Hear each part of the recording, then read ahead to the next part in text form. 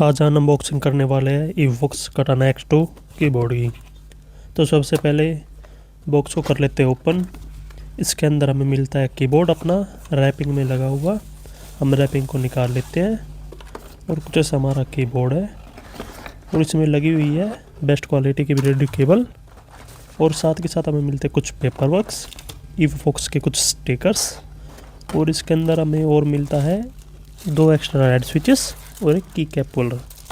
तो कुछ इतना कंटेंट हमारे बॉक्स के अंदर निकलता है और कुछ दिखने में ऐसा हमारा कीबोर्ड है। आपको कैसा लगा कमेंट करें।